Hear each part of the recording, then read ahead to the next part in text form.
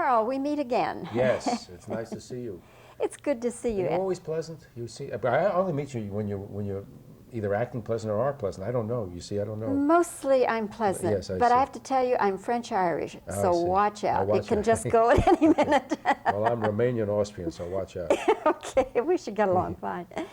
Carl, I have to tell you that I got such a kick out of this movie. Oh, I'm happy to hear that. Yeah, I really did. But it's such a different movie that when you try to tell somebody about it, so That's the best thing you could say about a movie, that you can't tell about it. You have to say, ooh, you got to go see it. There's a fellow named Dick Libertini in the movie who has an act called Stewed Prunes with a guy named McIntyre Dixon. I was sitting at a table the other day trying to tell it. I couldn't tell it. And you know what we decided? We decided we have to produce a show, put them in a theater so people can go see it.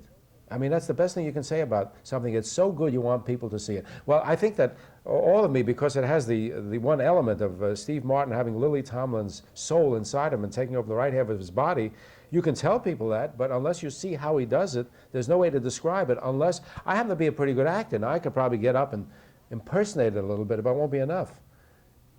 Did you have to twist his arm to take this role? No, you never have to twist a comedian's arm when you send a script that was sent to us by Steve Friedman, written by Phil Robinson. And when I read the script and started to laugh, I said, oh, wait a minute, what a challenge for an actor to be able to play a part where he's got a woman inside of him. And when I sent it to Steve, I said, Steve, and it wasn't sent right away because we decided who can play this, and we said, it's a very difficult part to play, and we decided there's only 2 or 3 comedians who could do this. And when Steve got the script, he says, oh my gosh, this is a challenge. I don't know, how am I going to do this? How am I going to? And he himself started to worry about how he's going to do it. Because he worried, and because he's a professional and creative, he worried on his feet in his own house. And he worked by himself for a couple of weeks before he came in and said, how about this? What does this look like? And it was, you know, right on target. He was in the right direction. So when you read a script that makes you laugh, and there are 3 or 4 scenes in it that make you laugh out loud, you know you have to do it. Did he ever get confused about which side was which? Sure. It was, you have to, well, once he knew it, once, and we say it very clearly to the audience and to him, Lily's voice says, I have control of the right side of my body, you control the left. So that at that point we knew the right hand always had, at one point, I think there was one take where his left hand became the feminine hand. We said, what happened? Oh, he made a, but that was rare. And that only happens in people who are ambidextrous, who are really very coordinated. He didn't know his left and his right only for 1 minute. But for the most time, that right hand was the feminine hand. Is he right-handed or left-handed? He's right-handed. But he's a magician and a juggler, so he has ambidextrous qualities. What about Lily? Did she want to do this? Well, Lily, when we sent the script to Lily, Lily liked the idea of the script and liked the potential of it. But Lily is very slow to say yes. I found that out not only from the way the affair we had together, but I understand everything she's ever done. She's taken a long time, because once she commits to something, she gives her whole heart and soul to it, and she doesn't want to give her whole heart and soul to something she's not going to like. There were parts of the script, the original script, which she found faulty and found fault with. And we had long meetings with Phil Robinson and Steve Friedman, the producer, and we ironed out what her objections were. She didn't even just say, I don't like them. She said, here's what I think they should be, what they might be, what they could be. And she gave us possibilities. And Phil and she worked a few times together, and the script was an involvement of her input and the book and the original draft that Phil wrote. What about, Carl, working with people who are so highly creative as Steve Martin and Lily Tomlin? Did you have creative differences with them, and if so, how would you resolve them? Oh, sure. You have creative differences, and you resolve it like countries should resolve everything. You discuss it to the point where you come to some kind of synthesis. You usually trust a comedian's instinct. When they give you things to select, what you do as a director is select between what they're doing. And in the case of Lily Tomlin, she's such a perfectionist. After I get 1 or 2 takes, I would say, print, cut, or cut, print, you do that. That's what you do. I forgot. I haven't directed in months now. And she said, can I do 1 more? Because she always had something resting in her that she would want to improve.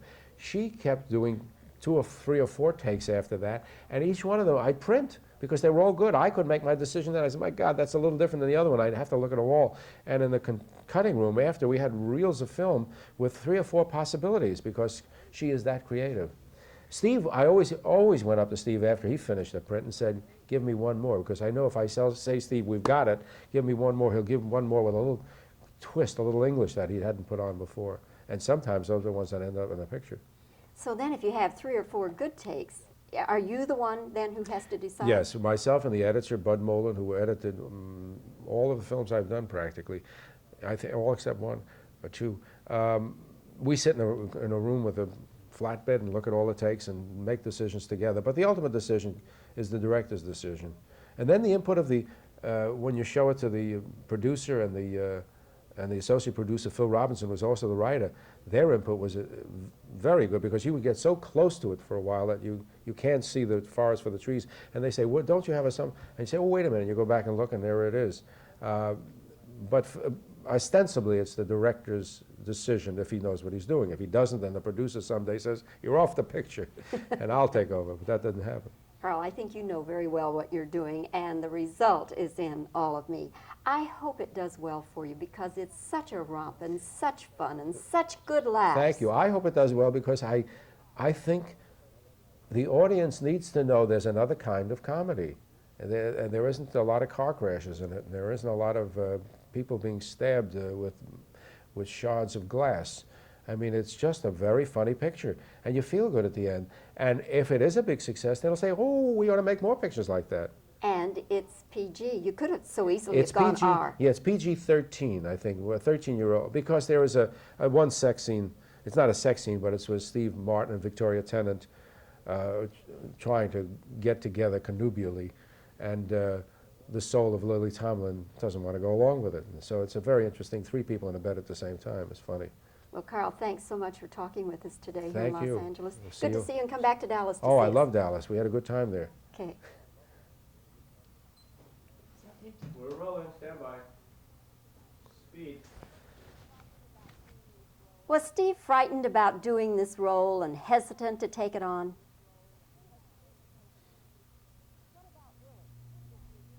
What about Lily? What about Lily? Was she hesitant?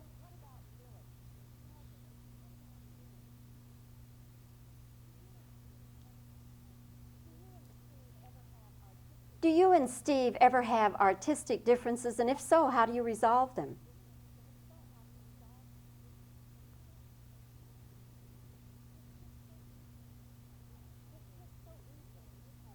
This could so easily have been an R-rated movie, and yet it isn't.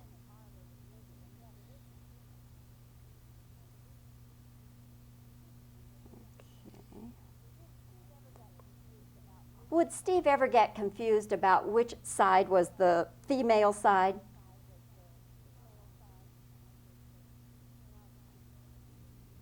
Now I'll just give you some reactions.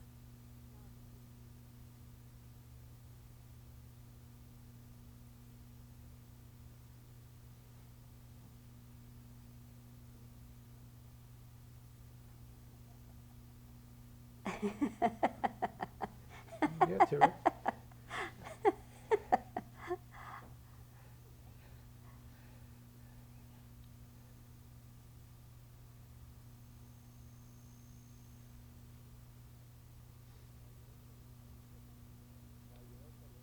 That you're doing. Now, you know Thank you. something? I haven't said this before, Lynn, have I? Well, listen to what I'm going to say.